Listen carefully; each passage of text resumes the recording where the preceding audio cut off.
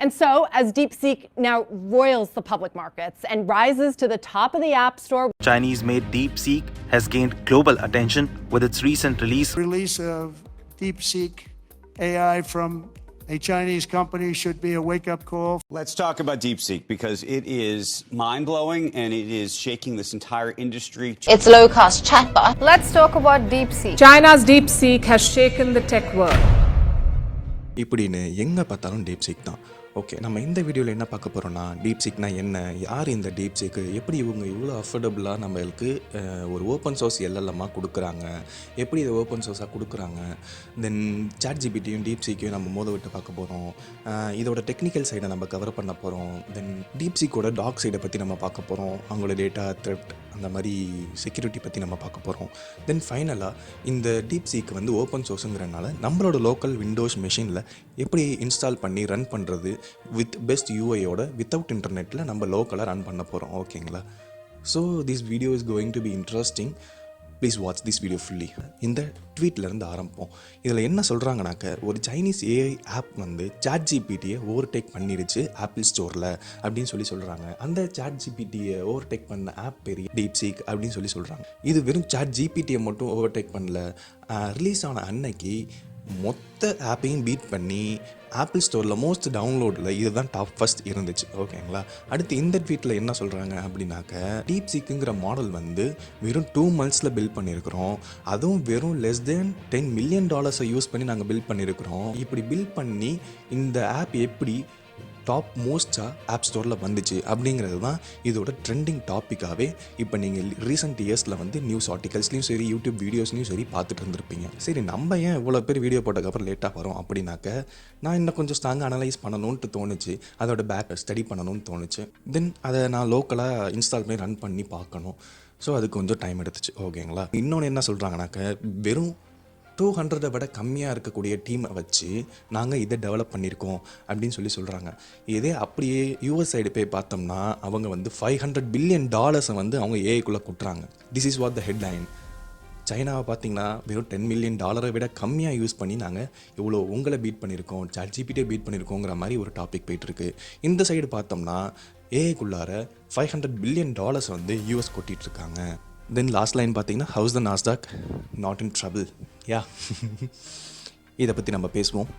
Tech ஸ்டாக்ஸ்லாம் கீழே விழுந்திருக்கு, அது எதனால் அப்படின்னு சொல்லிட்டு போக உங்களுக்கே தெரியும். அடுத்து இந்த ஒரு டாப்பிக்கும் ட்ரெண்டிங்காக போய்ட்டு இருந்துச்சு. இந்த ட்வீட்டில் பார்த்தோம்னா நமக்கு என்ன தெரியுது, டீப்சீக் வந்து ஓப்பன் சோர்ஸ், அவ்வளோ பெரிய மாடலை வந்து இவங்க ஓப்பன் சோர்ஸில் விட்டுட்டாங்க, யார் வேணாலும் உங்களோட மிஷினில் ரன் பண்ணிக்கோங்க அப்படின்னு சொல்லிட்டு. அப்படி உங்கள் மிஷினில் ரன் பண்ண முடியலையா? ஓகே, எங்கள் சர்வரில் ரன் பண்ணுறோம், அப்படி ஏபிஐ கீ வேணுமா?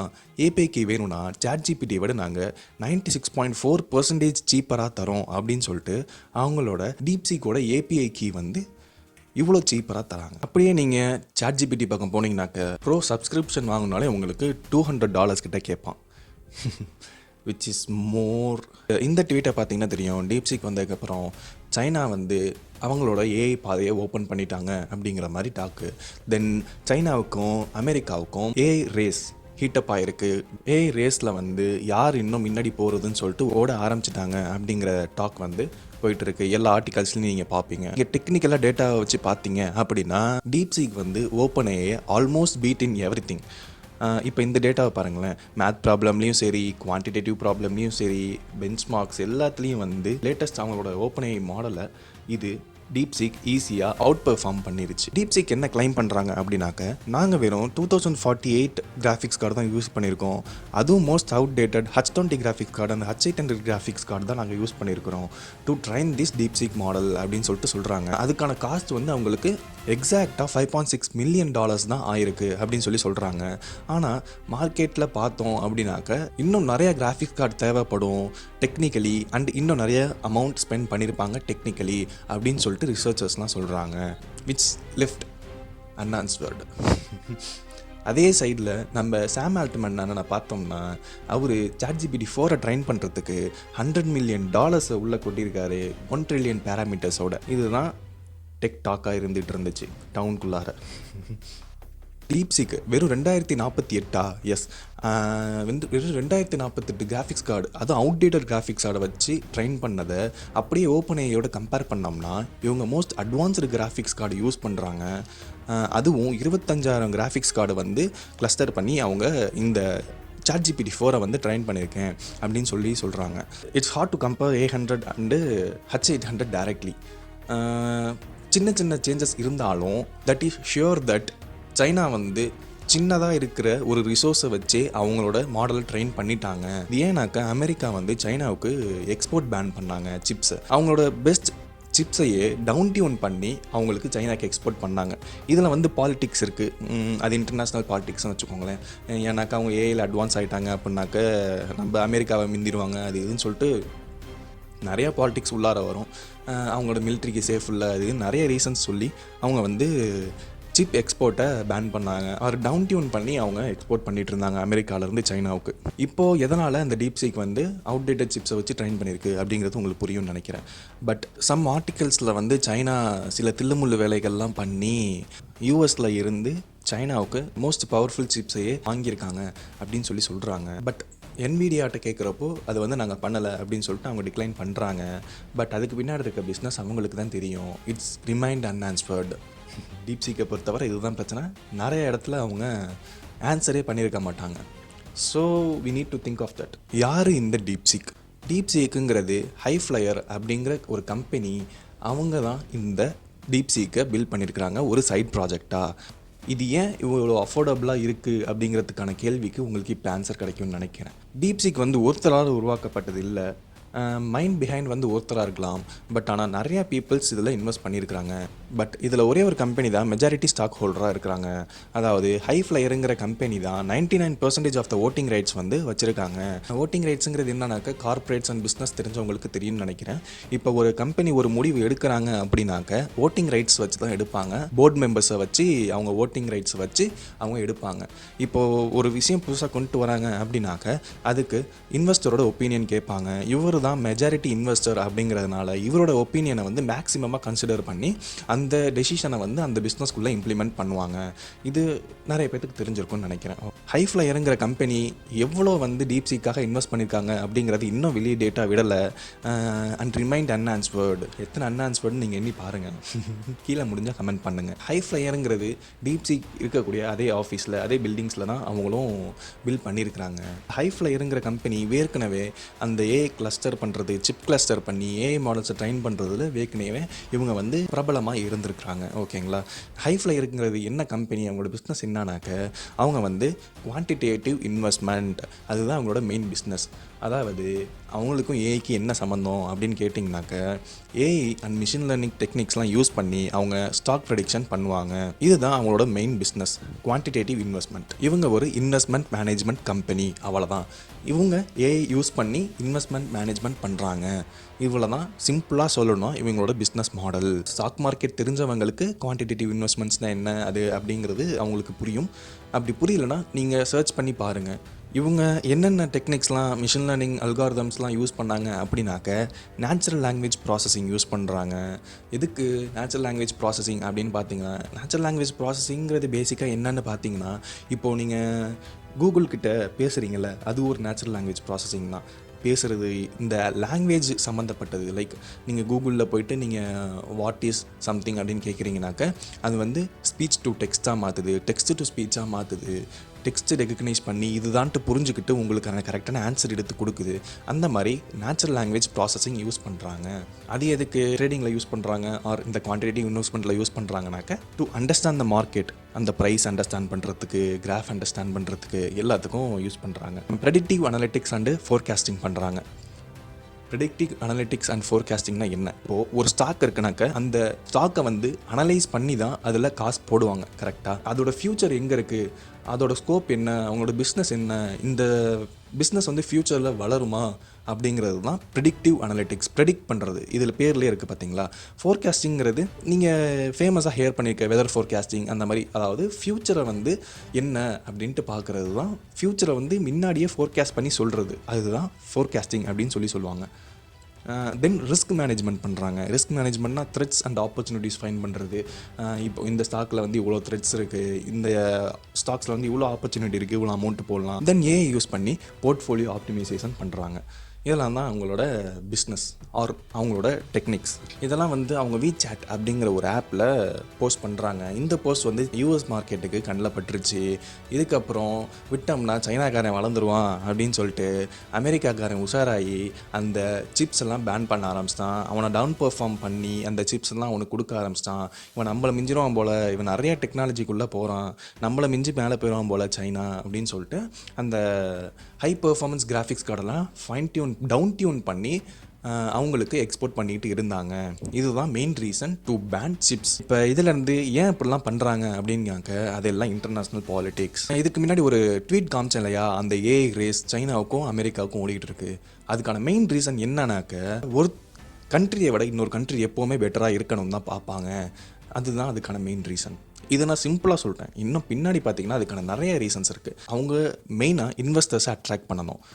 இப்போது இவ்வளோ கம்மி விலையில் இவ்வளோ அவுடேட்டட் சிப்ஸை வச்சு டீப்சீக் பண்ணிட்டான் அப்படின்னு சொன்ன உடனே அமெரிக்காவில் பார்த்தீங்கன்னாக்க டெக்ஸ்டாக்ஸ் எல்லாம் அப்படியே கீழே விழுந்திருக்கும். According to the article it loses nearly $1 trillion. பார்த்துக்கோங்க, $1 trillion.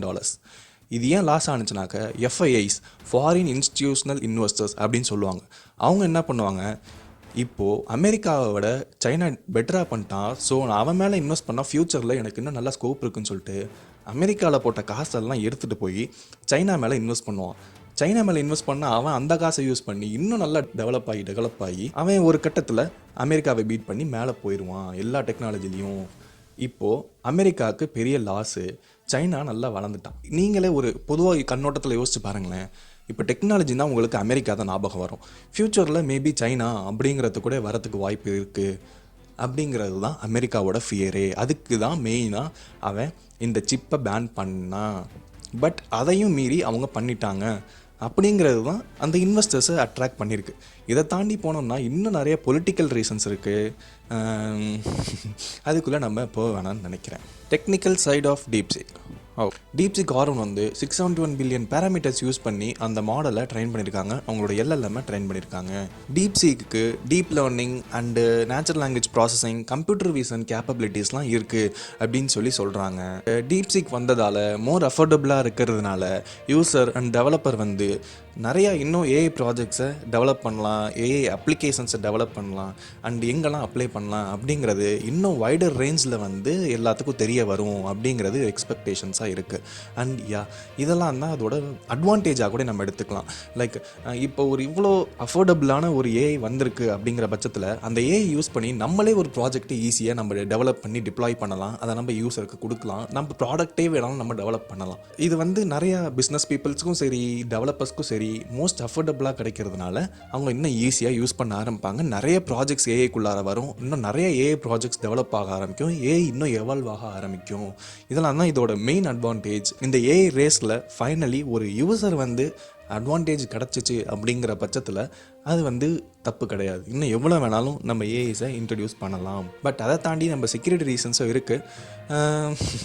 அது வந்து நான் டார்க் சைட் ஆஃப் டீப்சீக்கில் நான் வச்சுருக்கேன். அதை பார்ப்போம் பின்னாடி. இந்த டீப்சீக்கோட மெயின் அட்வான்டேஜே வந்து பார்த்திங்கன்னா ரீஇன்ஃபோர்ஸ்மெண்ட் லேர்னிங் அப்படிங்கிற டெக்னிக் வந்து யூஸ் பண்ணுது. அப்படியே நீங்கள் chatgpt பார்த்தீங்கன்னா சூப்பர்வைஸ்டு லேர்னிங் அப்படிங்கிற ஒரு டெக்னிக் யூஸ் பண்ணி அவங்களோட LLMஸை ட்ரெயின் பண்ணியிருப்பாங்க. ஆனால் டீப்சீக் அப்படி கிடையாது, ரீஇன்ஃபோர்ஸ்மெண்ட் லேர்னிங் யூஸ் பண்ணியிருக்கிறாங்க அவங்களோட LLMஸை ட்ரெயின் பண்ணுறதுக்கு. ரெண்டுத்துக்கு என்ன டிஃப்ரென்ஸ் அப்படின்னு பார்த்தீங்கன்னா, ஓப்பன்ஏஐ வந்து அவங்களோட லேர்னிங் சூப்பர்வைஸ்டு டேட்டாவை வச்சு அவங்களோட LLMஐ ட்ரெயின் பண்ணியிருக்காங்க. அதில் தான் அவங்களோட LLM வந்து லேர்ன் பண்ணியிருக்கு, ட்ரெயின் ஆகிருக்கு. சூப்பர்வைஸ்டு டெக்னிக் அப்படின்னா என்ன? இப்போது லேபிள்டு டேட்டா உள்ளே வந்துருச்சு அப்படின்னாலே அது சூப்பர்வைஸ்டு லேர்னிங்காக தான் இருக்கும். அதான் லேபிள்டு டேட்டானா என்னன்னாக்க, இந்த இன்புட் கொடுத்தா இதுதான் அவுட்புட் இருக்கணும் அப்படிங்கிறது ப்ரீடிஃபைன் பண்ணிடுவாங்க. Like what is capital of India அப்படிங்கிற கொஸ்டின் டேட்டாவுக்கு வந்து ஆன்சர் டேட்டாவாக லேபிள் பண்ணிடுவாங்க. என்னன்ட்டு டெல்லி அப்படின்னு சொல்லிட்டு இந்த கொஸ்டினுக்கு கேட்டால் இதுதான் ஆன்சர் வரணும் அப்படின்னு சொல்லிட்டு அவங்களோட LLM ட்ரெயின் பண்ணி வச்சுருப்பாங்க. இதுதான் சூப்பர்வைஸ்டு லேர்னிங் chatgpt யூஸ் பண்ணுறாங்க. ஆனால் இந்த கொஸ்டின் அப்படியே கேட்கணும்னு அவசியம் இல்லை. நான் சொல்கிறது என்னென்னா, இந்த கொஸ்டின் அப்படியே வாட் இஸ் கேபிட்டல் ஆஃப் டெல்லின்னு கேட்கலாம், கேபிட்டல் ஆஃப் டெல்லி அப்படின்னு மொட்டையை கேட்கலாம். இது என்ன, இதுக்கு பின்னாடி இன்னொரு டெக்னிக் யூஸ் பண்ணுவாங்க, நேச்சுரல் லாங்குவேஜ் ப்ராசஸிங்னு சொல்லுவாங்க. எப்படி கொஸ்டின் கேட்டாலும் இதுதான் கொஸ்டின்னு சொல்லிட்டு அண்டர்ஸ்டாண்ட் பண்ணிட்டு இந்த கொஸ்டினுக்கு இதுதான் ஆன்சர் அப்படின்னு சொல்லிட்டு அவங்க லேபிள் பண்ணி வச்சுருப்பாங்க. அதை தான் இன்னும் நாங்கள் நிறைய டேட்டாஸ் கொடுத்து ஓப்பன் ஏஐ ட்ரைன் பண்ணிக்கிட்டே இருப்பாங்க. பட் ஆனால் இப்படியே டீப்சீக் சைடு வந்தோம் அப்படின்னாக்கா அப்படி கிடையாது. ரீஇன்ஃபோர்ஸ்மெண்ட் லேர்னிங்னா என்னென்னா பார்ஷியலாக தான் டேட்டா இருக்கும், கம்ப்ளீட்டான டேட்டா இருக்காது. பார்ஷியலான டேட்டாவை வச்சு அது கொஞ்சம் கொஞ்சமாக தன்னை தானே ட்ரெயின் பண்ணிக்கும். ஒரு ஹியூமன் பிரெயின் எடுத்துக்கோங்களேன். ஒரு பிறந்த குழந்தைக்கு ஹியூமன் பிரெயின் எப்படி இருக்கும்? நீங்கள் நிறைய இன்டர்நெட்டில் ட்ரெண்டிங்கான வீடியோஸ்லாம் பார்த்துருப்பீங்க. பாம்பையும் குழந்தையும் ஒன்றா விடுவாங்க. அந்த குழந்தைக்கு பாம்பை பார்த்து பயமாக இருக்காது, அந்த குழந்தை ஆக்சுவலாக அந்த பாம்பை கில்லும். அப்படின்னா என்ன? தட் மீன்ஸ் அந்த குழந்தை இன்னும் இந்த பாம்பை கண்டா பயப்படணும், இது விஷத்தன்மை உடையது அப்படின்னு சொல்லிட்டு அந்த பிரெயின் இன்னும் ட்ரெயின் ஆகலை. வளர வளர அடுத்தவங்களோட எக்ஸ்பீரியன்ஸை பார்த்தோ இல்லை தானே எக்ஸ்பீரியன்ஸ் பண்ணியோ இந்த பாம்பு விஷத்துக்குடையது, அதை பார்த்தா நம்ம பயப்படணும் அப்படின்னு சொல்லிட்டு ஹியூமன் பிரெயின் ட்ரெயின் ஆகிருக்கும். கரெக்டுங்களா?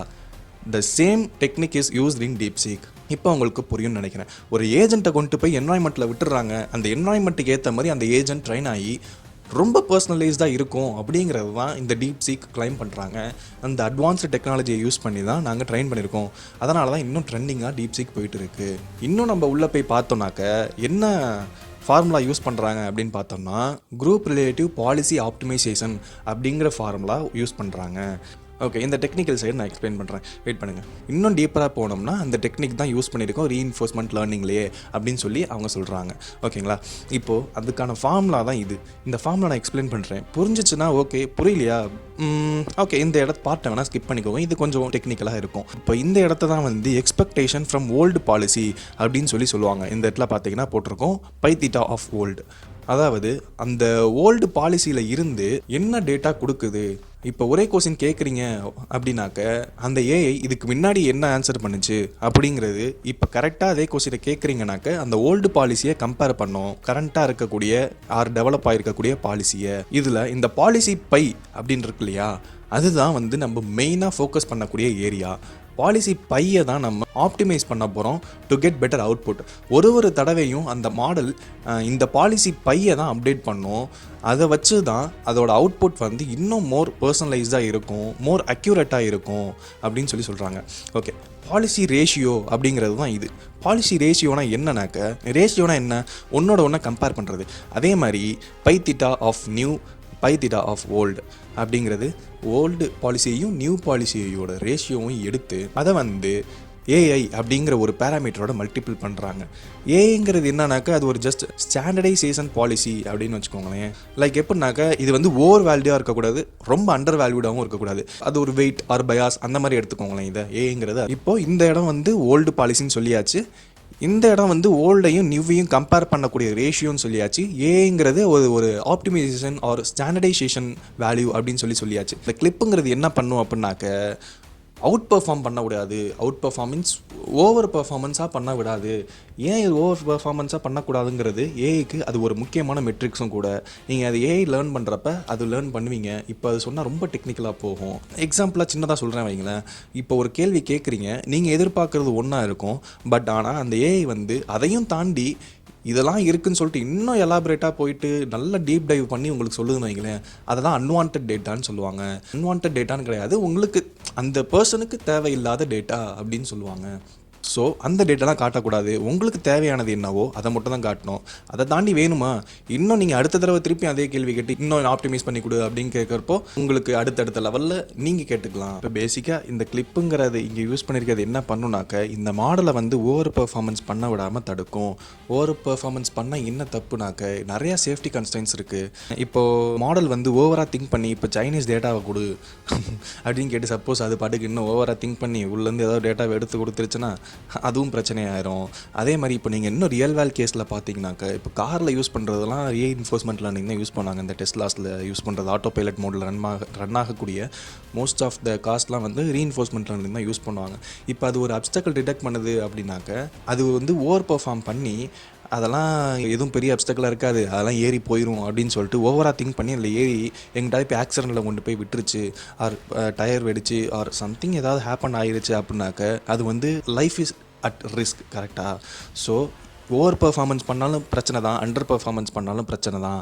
இதுதான் ஏஐயில் இருக்க இந்த சாட்பாட்டில் இருக்கிற மெயினாக இந்த சாட்பாட்டில் இருக்கிற டிஸ்அட்வான்டேஜ். அண்ட் அதையும் நம்ம ஏஐயோட மல்டிப்ளை பண்ணியாச்சு. இது என்னன்னு சொல்லிட்டு நம்ம முன்னாடியே பார்த்துருப்போம்.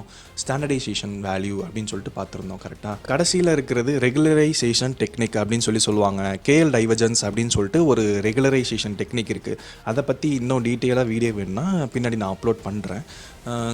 இப்போதைக்கு சேனலில் சி ப்ரோக்ராம் ஓடிட்டுருக்கு. என்னடா ஏஐ சேனல் சொல்லிட்டு சி ப்ரோக்ராம் நடத்திட்டுருக்கேன்னு பார்க்காதீங்க. நம்ம இன்னும் நிறைய ஏஐ கண்டென்ட்ஸ் வந்துட்டுருக்கு, பின்னாடி அப்லோட் பண்ணுவேன். நீங்கள் பார்த்து சப்போர்ட் பண்ணுங்கள். இந்த சி ப்ரோக்ராமும் பாருங்கள். தெரியாதவங்களுக்கு பிகினர்ஸ்லாம் இருப்பாங்க இல்லையா, லைக் ஃப்ரெஷர்ஸ், காலேஜில் ஃப்ரெஷ்ஷாக ஸ்டார்ட் பண்ணுறவங்க, அவங்களுக்குலாம் யூஸ்ஃபுல்லாக இருக்கும். நான் யோசிச்சது from start to the end video போடுறது தான் என்னோட நோக்கமாக இருந்தது. ஸோ நான் சிலேருந்து ஸ்க்ராட்ச்லேருந்து ஸ்டார்ட் பண்ணுற மாதிரி பண்ணிகிட்டு இருக்கேன். உங்களோட சப்போர்ட் கிடைக்கும்னு நான் நம்புகிறேன். ரெகுலரைசேஷன் டெக்னிக்கும் அதே மாதிரி தான், ஓவர் பர்ஃபார்மன்ஸ் பண்ணிடக்கூடாது அப்படிங்கிறதுக்காக. அண்ட் இன்னும் டீப்பாக சொல்லணும் அப்படின்னாக்க இந்த கேஎல் டைவர்ஜன்ஸ் ப்ரீவியஸ் ஏஜென்ட்டுக்கான அவுட்புட்டையும் இந்த ஏஜென்ட்கான அவுட்புட்டையும் டிஃப்ரென்ஷியேட் பண்ணும் அப்படிங்கிற மாதிரி கூட சொல்லலாம். அடுத்து இதோட மெயின் மாடல் வந்து ஓப்பன் சோர்ஸாக கொடுத்துருக்காங்க, கரெக்டுங்களா? இந்த ஓப்பன் சோர்ஸாக கொடுத்துட்டாங்க, ஓகே. நான் எப்படி இந்த 671 பில்லியன் பேராமீட்டர்ஸ் இருக்கக்கூடிய அந்த ஒரு மாடலை எப்படி என் லோக்கல் மிஷினில் வெறும் ஒரு எக்ஸாம்பிளுக்கு என்கிட்ட ஒரு 3070 Ti இருக்குது, அதுக்குள்ளே நான் எப்படி ரன் பண்ண முடியும்? இத்தனை பில்லியன் பேராமீட்டர்ஸ் எப்படி நான் என்னோட லேப்டாப்பில் ரன் பண்ண முடியும்? அது என்னோட கம்ப்யூட்டர் விண்டோஸ் மிஷினில் ரன் பண்ண முடியும்? இதை நான் ரன் பண்ண முடியாது, நிறைய கிராஃபிக்ஸ் பவர் தேவைப்படும் அப்படிங்கிற சொல்கிறதுக்கு அவங்க ஒரு டெக்னிக் விட்டுருக்காங்க. அந்த டெக்னிக் பேர் தான் மாடல் டிஸ்டிலேஷன். மாடல் டிஸ்டிலேஷன்னா என்னன்னாக்க, இப்போது உங்களால் அவ்வளோ பெரிய மாடல் ரன் பண்ண முடியாது, 671 பில்லியன் பேராமீட்டர்ஸ் இருக்கக்கூடிய மாடலில் ரன் பண்ண முடியாது இல்லையா? அதுக்கு அவங்க ஒரு சின்ன ஸ்டூடெண்ட்டை ட்ரெயின் பண்ணி விடுறாங்க. லைக் எப்படின்னா, இப்போ ஒரு 7 பில்லியன் பேராமீட்டர்ஸை வந்து அவங்க கொடுக்குறாங்க. 7 பில்லியன் பேராமீட்டர்ஸ் அண்டு எத்தனை பில்லியன் பேராமீட்டர்ஸ் பிரித்து அவங்க கொடுக்குறாங்க. அவங்க கொடுத்துருக்கிறது ஏற்ற மாதிரி நம்ம டவுன்லோட் பண்ணிக்கலாம். அதை நான் டவுன்லோட் பண்ணுறது பின்னாடி காட்டுறேன் ஸ்டெப்ஸ். இப்போ ஒரு 7 பில்லியன் பேராமீட்டர்ஸை நம்ம டவுன்லோட் பண்ணுறோம் அப்படின்னாக்க, அது வந்து இப்போது இதை விட முட்டாளாக இருக்குமே, இதை விட கொஞ்சம் கம்மியாக தானே ஆன்சர்ஸ்லாம் கொடுக்கும், பெட்டராக கொடுக்காது அப்படின்னு யோசிச்சிங்கன்னா அதுதான் கிடையாது. இப்போது இந்த 7 பில்லியன் வந்து ஒரு ஸ்டூடெண்ட் மாதிரி 671 பில்லியன் பேராமீட்டர்ஸ் இருக்கக்கூடிய அந்த எல்எல்எம் வந்து ஒரு டீச்சர் மாதிரி இந்த ஸ்டூடெண்ட் கேட்க அந்த டீச்சர் ஆன்சர் பண்ணணும். அந்த டீச்சரை வச்சு தான் அந்த ஸ்டூடெண்ட் ட்ரெயின் ஆகிருக்கும். ஸோ டீச்சர் எப்படி ஆன்சர் பண்ணுவாங்களே அதே மாதிரி தான் ஸ்டூடெண்ட்டும் ஆன்சர் பண்ணுவான். லைக் இப்போ நீங்கள் யூகேஜியில் சின்ன வயசில் படித்தது A for apple, B for பால்னு படிக்கிறது தான் இன்னமும் நீங்கள் ஏ ஃபார்னு என்னன்னு கேட்டால் டக்குன்னு உங்களுக்கு ஆப்பிள் தான் வரும். அந்த மாதிரி தான் இந்த டீச்சரை வச்சு ஸ்டூடெண்ட் ட்ரெயின் ஆகிறான். ஸ்டூடெண்ட்டு உங்களை ட்ரெயின் பண்ணுறான். chatgpt versus DeepSeek. நம்ம chatgpt டீப்சீக்கையும் ஒரே கொஸ்டின் கேட்க போகிறோம். அது எப்படி ஆன்சர் பண்ணுது அப்படின்னு சொல்லிட்டு நம்ம இப்போ பார்ப்போம், கம்பேர் பண்ணி பார்ப்போம். முதல்ல டீப்சீக் எப்படி ஆக்சஸ் பண்ணுறது அப்படின்னாக்க, சர்ச் பார் ஒரு ப்ரௌசர் இதில் போயிட்டு deepseek.com எப்படின்னு போட்டிங்கன்னா உங்களுக்கு டீப்சீக் வெப்சைட்குள்ளே போகும். அதில் free access to DeepSeek v3 அப்படின்னு சொல்லி போட்டிருக்கோம். அங்கே ஸ்டார்ட் நவ் கிளிக் பண்ணிங்கன்னா இங்கே இந்த பேஜுக்கு வரும். இங்கே வந்து உங்கள் phone number, mail address and பாஸ்வேர்ட்லாம் போட்டு லாகின் பண்ணிக்கலாம். அப்படி இல்லையா கூகுளை வச்சு நீங்கள் லாகின் பண்ணிக்கலாம். நான் கூகுள் வச்சு லாகின் பண்ணிக்கிறேன், எனக்கு உள்ளார வந்துடும். ஓகே, இந்த இடத்துல நீங்கள் யூஐ பார்த்தீங்கன்னாக்க இங்கே சர்ச் பார் கொஸ்டின்ஸ் கேட்டுக்கலாம். தென் இந்த இடத்துல டீப்திக் R1 நம்ம எனேபிள் பண்ணிக்கலாம். அண்ட் கூகுள் சர்ச் வெப்லேருந்து சர்ச் பண்ணி உங்களுக்கு ஆன்சர்ஸ் எடுத்து தரோம். இப்போ நம்ம அதோட டீப் திங்க் மாடலை தான் நம்ம யூஸ் பண்ண போகிறோம். இப்போ கொஸ்டின்ஸ் கேட்போமா ரெண்டையும்? நான் chatgpt சைட் பை சைடு எடுத்துக்கிறேன். நான் இப்போ ரைட் சைட் chatgpt எடுத்துக்கிட்டேன். ஆனால் நான் லாகின் பண்ணலை, அதனால் எந்த ட்ரைனிங்கும் நான் பண்ணலை. அதே மாதிரி இப்போ தான் நான் டீப்சீக்கும் லாகின் பண்ணுறேன். இப்போ நான் டீப்சீக்கையும் R1ஐயும் build and SEO cost calculator website, அதுக்கான நான் ஒரு கலர் பேலட்ஸும் கொடுத்துருக்குறேன். And make it beautiful with lots of emoji அப்படின்னு சொல்லிட்டு நான் chatgpt கேட்குறேன், டீப்சீக்கிட்டையும் நான் கேட்குறேன். ஓகேங்களா? இதில் நான் ரீசன் ஆன் பண்ணி விட்டுறேன்.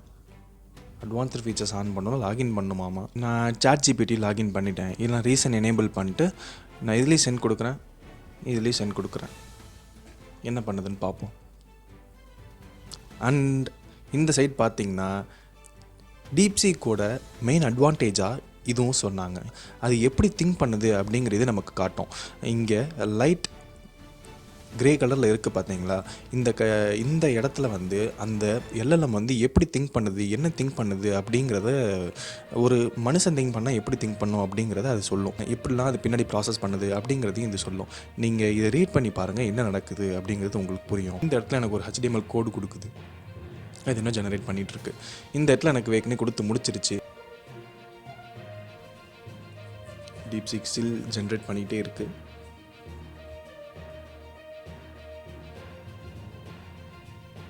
யா இப்போது டீப்சீக்கில் பார்த்தீங்கன்னா நீங்கள் இங்கேயே ப்ரோக்ராமை ரன் பண்ணி பார்த்துக்கலாம். ஜஸ்ட் ரன் கொடுத்தா போதும், உங்களுக்கு இந்த இடத்துல உங்களுக்கு அவுட்புட் வந்துருச்சு. இதுக்கு முன்னாடி சாட்ஜிபிட்டியில் இந்த ஒரு ரன் கிடையாது. இப்போது அவங்க டீப்சீக் விட்டதுக்கப்புறம் டக்குன்னு இந்த அவுட்புட்டை கொண்டு வந்திருக்காங்க. என்னன்னாக்க எடிட் கொடுத்துட்டு இந்த இடத்துல போய் ப்ரிவியூ கொடுத்திங்கன்னா உங்களுக்கு அவுட்புட் வந்துடும்.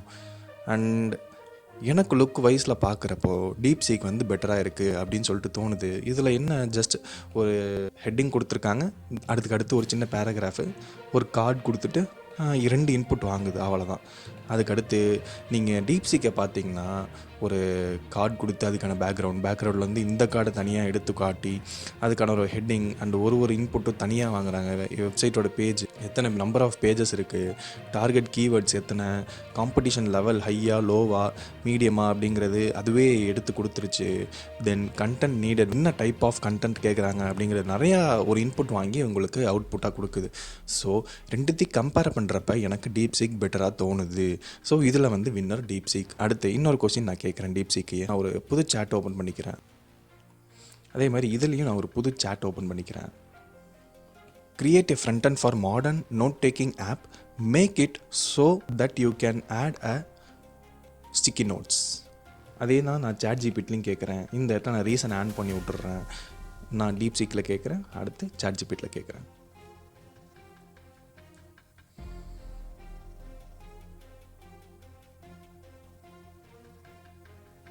அண்ட் இந்த சைடில் இது கவனிச்சிங்களா, இங்கேயும் திங்கிங் காட்டுது பாருங்களேன். இது வந்து டீப்சீக் கொண்டு வந்ததுக்கப்புறம் இவன் அவசரமாக கொண்டு வந்த அப்டேட்டு. இதுக்கு முன்னாடி நீங்கள் பார்த்துருந்தீங்கன்னா இந்த திங்கிங் இருக்காது, இப்போ வந்தது தான் இது. சாட்ஜிபிட்டி ரெடி பண்ணி கொடுத்துருச்சு. பட் டீப்சீக்கோட சர்வர் இன்னும் ஸ்லோவாக இருக்கா என்னன்னு தெரியல, ரன் ஆக மாட்டேங்குது. இதோட நான் அவுட்புட்டை நான் ப்ரிவியூ பண்ணி பார்க்குறேன். ஆட் நோட் இங்கே ஒன்று வந்துருச்சு. சம்திங் டைப் பண்ணுறேன். எனக்கு இங்கே சேவ் ஆகுது. நான் இங்கே எங்கே வேணாலும் நான் இழுத்துட்டு போய் வச்சுக்கலாம். அங்கே வச்சேன்னா அது அப்படியே இருக்கும். திருப்பி நான் எங்கே வேணாலும் இழுத்துட்டு போய் வச்சுக்கலாம். திருப்பி ஆட் நோட் கொடுக்குறேன், அதுக்கு ஒரு டெக்ஸ்ட் நான் சம்திங் கொடுக்குறேன். அதை நான் இழுத்துட்டு போய் எங்கேனாலும் வச்சுக்கலாம். நான் இன்னும் ஆட் பண்ணிக்கலாம். வேணும் இருக்கிறத நான் வேணான்னா தூக்கிடலாம். எனக்கு சாட்ஜிபிட்டியில் நல்ல அவுட்புட் கொடுத்துருக்கு. ஓகேவா, இதை நான் ஸ்டாப் பண்ணிடுறேன். எனக்கு இன்னும் டீப்சீக்கில் திங்க் ஆகிட்டே தான் இருக்குது. என்ன பிரச்சனைன்னு தெரில. இந்த server is busy, please try again later. இப்போ கொஞ்ச நாளாக இந்த பிரச்சனை போயிட்டுருக்கு.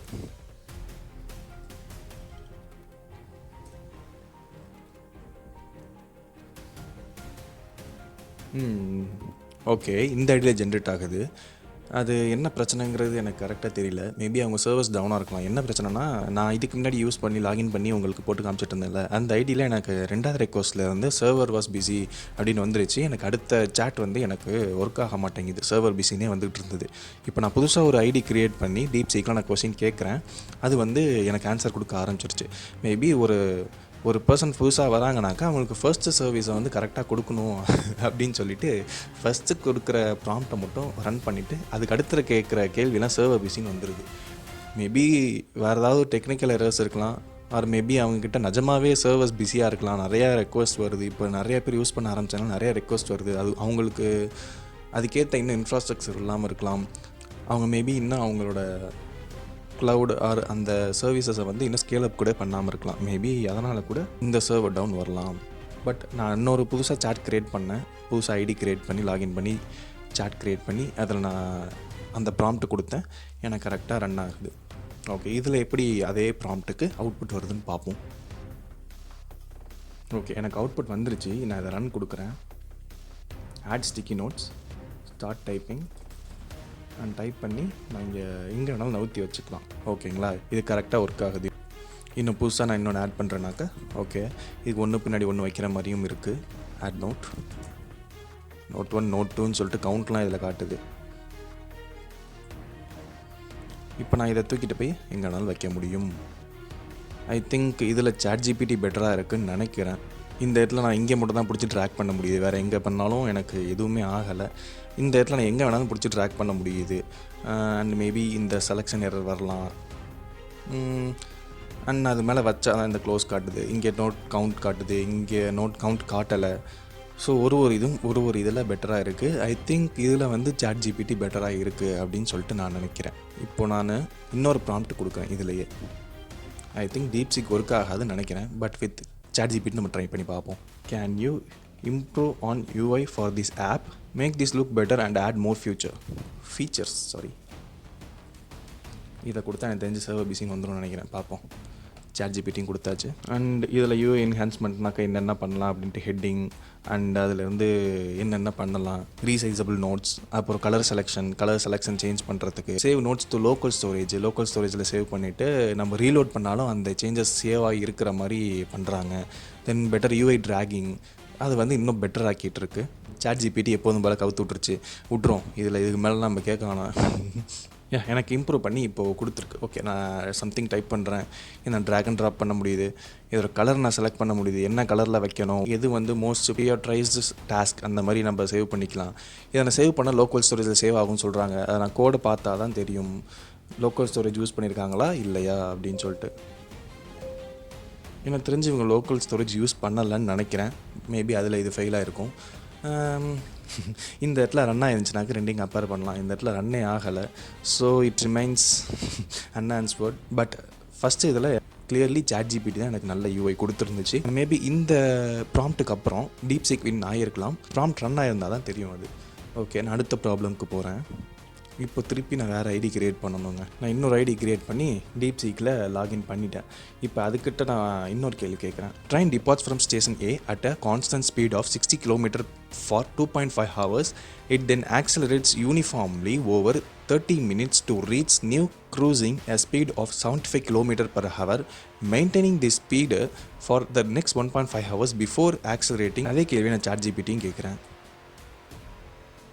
Clearly the chatgpt is the winner. இதுதான் கரெக்டான answer. 308.75 is the correct answer. இது ஏன் தப்பாக கொடுக்குதுங்கிறது நீங்கள் படித்து பாருங்கள். ரீசனிங் என்ன சொல்லுது அப்படிங்கிறத. அடுத்த கொஸ்டினுக்கு போகிறேன். இதில் வந்து கிளியர்லி chatgpt தான் வின்னர். திருப்பி இந்த இடத்துல ராங் ஆன்சர்னு கொடுத்து பார்த்தேன். பட் ஆனால் அது ஜஸ்டிஃபை தான் பண்ணுது. 315 தான் ஆன்சர் அப்படின்னு சொல்லிட்டு. இப்போ அடுத்த ஒரு கொஸ்டின் கேட்குறேன். அடுத்து write a Python script to simulate an online store checkout system. The system should allow the user to input terms and their quantities, calculate the total cost with a tax 13% VAT, provide discount of orders above 100, 10% offer கொடுங்கன்னு சொல்லியிருக்கேன். Include error handling and valid inputs. ஓகேங்களா. அடுத்து நான் அதே question நான் chatgpt கேட்குறேன். இது நல்லா பெட்டர் ஆன்சர் பண்ணுதுன்னு பார்ப்போம்.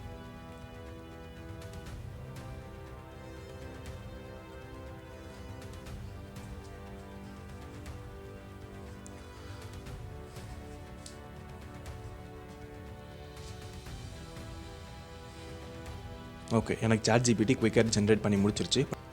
இப்போ அந்த ப்ரோக்ராம்ஸ்லாம் நான் காப்பி பண்ணி பேஸ்ட் பண்ணிக்கிறேன். ஜிபிடியோட காப்பி பண்ணிட்டேன், ஜிபிடியில் பேஸ்ட் பண்ணிட்டேன், சேவ் பண்ணிட்டு அடுத்து நான் டீப்சீக்கோடதுக்கு வரேன். அந்த deepseek.py பேஸ்ட் பண்ணிட்டு நான் டெர்மினல் ஓப்பன் பண்ணி அந்த பைத்தான் ஸ்கிரிப்டை ரன் பண்ணுறேன். Python deepseek.py.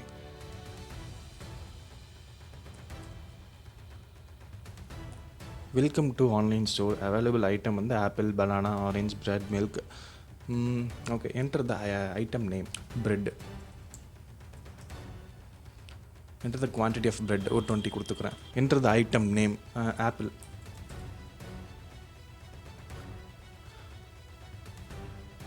குவான்டிட்டி கேட்குறாங்க, ஒரு 5 kg. இப்போ நான் முடிச்சிட்டேன், டன் கொடுக்குறேன். டன் கொடுத்து என்ட்ரு கொடுத்தனாக்க எனக்கு எல்லாமே கால்குலேட் பண்ணி கொடுத்துருச்சு.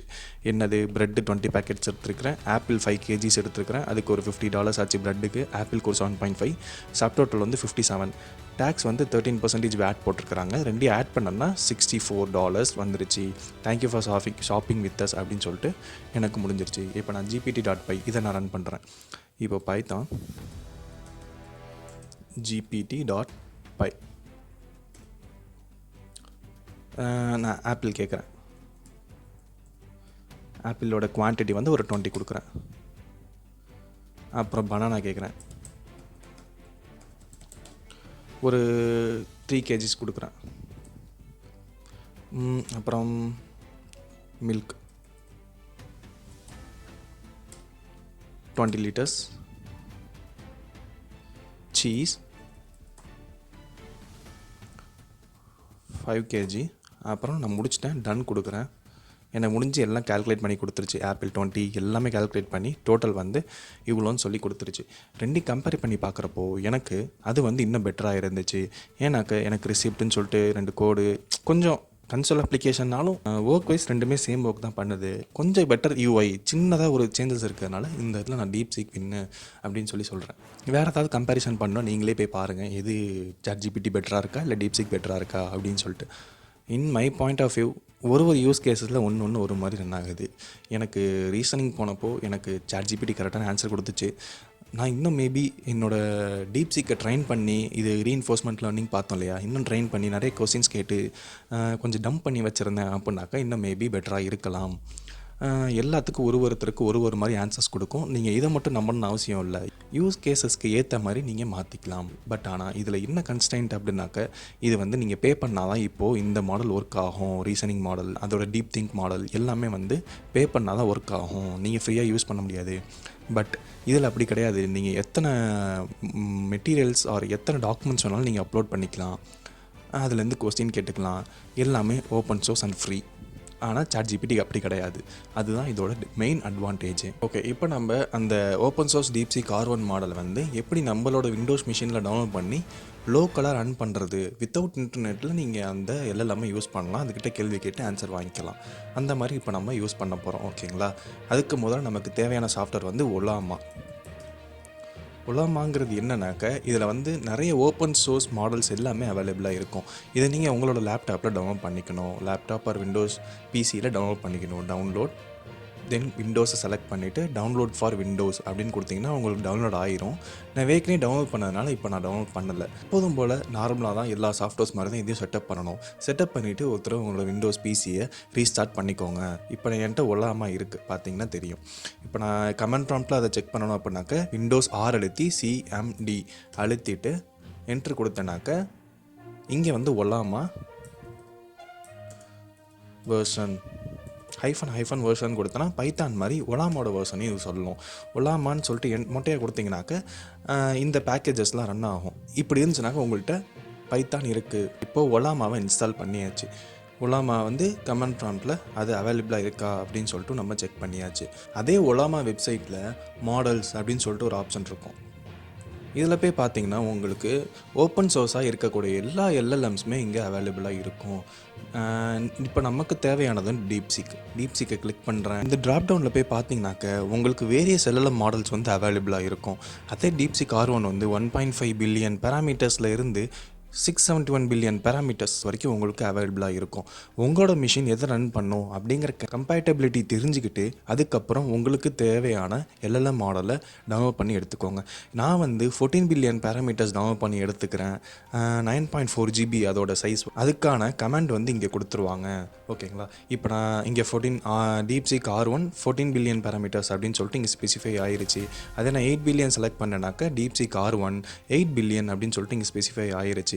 எனக்கு தேவையானது 14 பில்லியன். உங்களுக்கு தேவையானது எதுவோ அதை செலக்ட் பண்ணிவிட்டு அந்த கமெண்ட்டை வந்து இங்கே காப்பி பண்ணிக்கோங்க. காப்பி பண்ணிவிட்டு திருப்பியும் விண்டோஸ் R அழுத்திட்டு கமெண்ட் ப்ராம்ப்ட் ஓப்பன் பண்ணிக்கோங்க. CMD கிளிக் பண்ணி ஓப்பன் பண்ணிட்டு அந்த கமெண்ட்டை இங்கே பேஸ்ட் பண்ணிங்கன்னா உங்களுக்கு டவுன்லோட் ஆக ஆரம்பிச்சிடும். இந்த டவுன்லோடு கொஞ்சம் டைம் எடுக்கும். கொஞ்சம் இன்டர்நெட் ஸ்பீட் தேவைப்படும். கொஞ்சம் உங்களோட ஹார்ட்வேர் வந்து கொஞ்சம் ஸ்ட்ரெஸ் பண்ணும். ஸோ கொஞ்சம் டைம் இருக்கப்போ இந்த ப்ராசஸ்லாம் பண்ணுங்கள். ஓகேவா,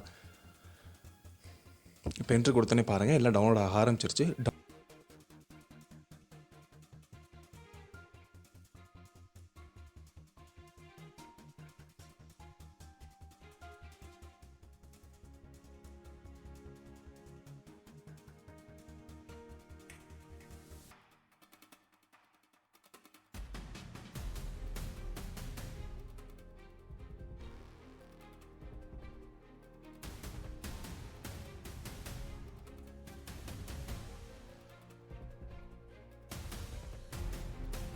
டவுன்லோட் ஆனதுக்கப்புறம் உங்களுக்கு உங்களோட லோக்கல் ரெப்பாசிட்ரியில் உங்களோட லோக்கல் மிஷினில் அந்த LLM வந்து இன்ஸ்டால் ஆகிருச்சு. இப்போ நீங்கள் கமெண்ட் ப்ராம்ப்டில் அந்த LLM ரன் ஆகிறத பார்க்கலாம். நான் இன்டர்நெட்டை ஆஃப் பண்ணிவிட்டு நான் இதுக்கிட்ட எதாவது கேட்டேன்னா கூட ஆன்சர் பண்ணணும். இப்போ நான் ஹாய்னு மெசேஜ் அனுப்புகிறேன். திங்க் பண்ணுது, hello how can I assist you.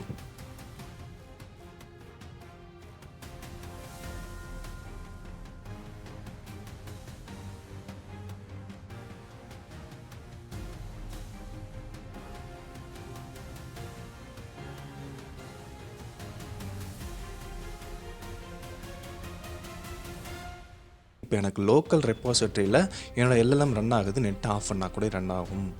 நான் /? போடுறேன். எக்ஸிட் ஆகிறதுக்கு /boy அப்படின்னு சொல்லிட்டு ஒரு கமெண்ட் இருக்குது, கொடுத்தீங்கனாக்கா உங்களுக்கு வெளியில் வந்துடும். ஓகே, இப்போ நான் லோக்கலாக என்னோட ரெப்பாசிட்டரியில் டவுன்லோட் பண்ணிட்டேன். பட் இந்த யூஐ வந்து எனக்கு சுத்தமாக பிடிக்கல. கமெண்ட் ப்ராம்ப்டில் இப்போ நான் ஏதாவது ப்ரோக்ராம் கேட்குறேன், பைத்தான் கோட் கொடுக்குதுனாக்கா நான் இதிலேருந்து எங்கே நான் டிஃப்ரென்ஷியேட் பண்ணி ப்ரோக்ராம் தனியாக எடுப்பேன்? எனக்கு யூஐ பார்க்க யூசர் ஃப்ரெண்ட்லியாக இல்லை இல்லையா? ஸோ நான் அதுக்கு ஒரு ஃப்ரேம் ஒர்க் போகிறேன். அந்த ஃப்ரேம் ஒர்க் போகிறதுக்கு முன்னாடி விண்டோஸ் ஃபீச்சர்ஸ் அப்படின்னு சொல்லிட்டு சர்ச் பண்ணுங்கள். ஃபஸ்ட்டு ஒரு ஆப்ஷனை கிளிக் பண்ணிவிட்டு இங்கே கீழே ஸ்க்ரோல் பண்ணி விர்ச்சுவல் மிஷின் பிளாட்ஃபார்ம் அப்படின்னு சொல்லிட்டு ஒரு ஆப்ஷன் இருக்கும். அந்த டிக் அன்டிக்கடாக இருந்துச்சுனாக்க அதை டிக் பண்ணிவிட்டு ஓகே கொடுத்துருங்க.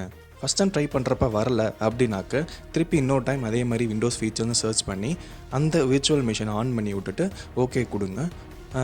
ஓகே கொடுத்ததுக்கப்புறம் உங்களோட விண்டோஸ் மிஷினை வந்து ரீஸ்டார்ட் பண்ணுங்கள். அந்த யூஐ கொண்டு வரதுக்கு தான் நம்ம டாக்கர்னு சொல்லிட்டு ஒரு சாஃப்ட்வேர் யூஸ் பண்ண போகிறோம். அந்த டாக்கரை இன்ஸ்டால் பண்ணுறதுக்கு தான் நம்ம வந்து அந்த விர்ச்சுவல் மிஷினை ஆன் பண்ணி விட்டோம். இப்போ டாக்கர் நம்ம டவுன்லோட் பண்ணுறதுக்கு docs.docker.com அப்படிங்கிற வெப்சைட்குள்ளே போயிட்டு உள்ள கெட் ஸ்டார்டட் அப்படின்னு கிளிக் பண்ணிங்கன்னா கெட் டாக்கர் அப்படிங்கிறத கிளிக் பண்ணிவிட்டு டாக்கர் ஃபார் விண்டோஸ் அப்படிங்கிறத கிளிக் பண்ணிவிட்டு இந்த இடத்துல உங்களுக்கு 2 ஆப்ஷன் காட்டும். என்னென்ன ஆப்ஷன் காட்டும்னா x86 அண்ட் ARM. நான் x86 தான் ரெக்கமெண்ட் பண்ணுவேன். ஸோ x86 டவுன்லோட் பண்ணிங்கன்னா உங்களுக்கு டவுன்லோட் ஆக ஆரம்பிச்சிடும். இன்ஸ்டால் பண்ணதுக்கப்புறமா ஆஸ் யூஷுவல் எல்லா சாஃப்ட்வேர் மாதிரியும் இதையும் செட்டப் பண்ணிடுங்க. செட்டப் பண்ணிட்டு நீங்கள் உங்களோட விண்டோஸை ரீஸ்டார்ட் பண்ணுங்கள். ரீஸ்டார்ட் பண்ணி திருப்பியும் டாக்கர் அப்படிங்கிற ஒரு சாஃப்ட்வேரு நீங்கள் விண்டோஸில் கீழே சர்ச் பாரில் சர்ச் பண்ணிங்கன்னா உங்களுக்கு கிடைக்கும். ஓகேங்களா? டாக்கர் ஓப்பன் பண்ணோன்னே உங்களுக்கு தேவையான இன்ஃபர்மேஷன்ஸ்லாம் அக்செப்ட் பண்ணிவிட்டு லைசன்ஸ் அக்ரிமெண்ட் கொடுத்துட்டு தென் ரெக்கமெண்டட் சிஸ்டம்ஸ்லேயே நீங்கள் விட்டுருங்க. யூஸ் ரெக்கமெண்டட் செட்டிங் சிஸ்டம்லேயே விட்டுட்டு அப்புறம் அவங்க கேட்கக்கூடிய கூகுள் மெயில் கேட்பாங்க. தென் எதுக்கு இதை யூஸ் பண்ணுறீங்க, யார் யூஸ் பண்ணுறீங்க அப்படிங்கிற இன்ஃபர்மேஷன்ஸ்லாம் கேட்பாங்க. அதெல்லாம் கொடுத்து சைன்அப் பண்ணி லாகின் பண்ணி உள்ளே போய்க்கோங்க. உள்ளே லாகின் பண்ணோடனே எப்படி இருக்கும் அப்படின்னாக்க நான் இப்போ டாக்கர் ஓப்பன் பண்ணுறேன் பாருங்கள். ஓப்பன் பண்ணோடனே எந்த இடத்துல எனக்கு இந்த ரெப்பாசிட்டரி இருக்காது, எம்டியாக தான் இருக்கும். ஓகேங்களா? எனக்கு இப்படி தான் இருக்கும் அதோட யூஐ. டாக்கர் டவுன்லோட் பண்ணோடனே ஓப்பன் வெப் யூஐ அப்படின்னு சர்ச் பண்ணுங்கள். உங்களுக்கு ஃபஸ்ட் வர லிங்க்கை கிளிக் பண்ணுங்கள். சப்போஸ் இந்த லிங்க் உங்களுக்கு வரலனாக்க இந்த வீடியோவோட டிஸ்கிரிப்ஷனில் நான் உங்களுக்கு அந்த லிங்க் கொடுக்குறேன். ஓகேங்களா? ஓகே, இந்த இடத்துல வந்தோடனே getting started quick start click பண்ணிங்கன்னா உங்களுக்கு இந்த இடத்துல டாக்கர் ஆல்ரெடி செலக்டடாக இருக்குது. டாக்கரை செலக்ட் பண்ணிக்கோங்க. செலக்ட் பண்ணோடனே ஃபஸ்ட்டு அந்த டாக்கரோட மெயின் பேஜை புல் பண்ணுறதுக்கு இந்த கமெண்ட்டை நீங்கள் யூஸ் பண்ணணும். இப்போ என்ன பண்ணணும்னா Windows CMD comment prompt open பண்ணிட்டு இந்த இடத்துல இந்த கமெண்ட்டை காப்பி பண்ணி இங்கே பேஸ்ட் பண்ணி என்ட்ரு தட்டினீங்கன்னா உங்களுக்கு டவுன்லோட் ஆக ஆரம்பிச்சிடும். இது வந்து சம்டைம்ஸ் எடுக்கும், கொஞ்சம் நேரம் எடுக்கும், நெட்டு தேவைப்படும், கொஞ்சம் பொறுமை தேவைப்படும். ஓகேங்களா? இது ரொம்ப நேரம் டவுன்லோட் ஆகும். தென் அதுக்கு அடுத்து ஸ்டெப் 2 என்ன பண்ணணும்னா கண்டெய்னர் ரன் பண்ணணும். இந்த கமெண்ட் எதுக்கு அப்படின்னாக்க உங்ககிட்ட கிராஃபிக்ஸ் கார்டு இல்லை அப்படின்னாக்க நீங்கள் இந்த கமெண்ட் ரன் பண்ணலாம். இப்போ உங்களுக்கு GPU சப்போர்ட் வேணும், NVIDIA GPU சப்போர்ட் வேணும்னாக்க நீங்கள் இந்த கமெண்ட்டை ரன் பண்ணிக்கோங்க. இதை காப்பி பண்ணி டவுன்லோட் ஆன அதே கமெண்ட் ப்ராம்ப்டில் போயிட்டு நான் இதை பேஸ்ட் பண்ணுறேன். பேஸ்ட் பண்ணிட்டு என்ட்ரு கொடுத்தீங்கனாக்க திருப்பியும் இது கொஞ்சம் சில பேக்கேஜஸ்லாம் டவுன்லோட் பண்ணோம். உங்களுக்கு இதுக்கும் டேட்டா தேவைப்படும், கொஞ்சம் பொறுமையாக டைம் எடுக்கும். ஓகேங்களா?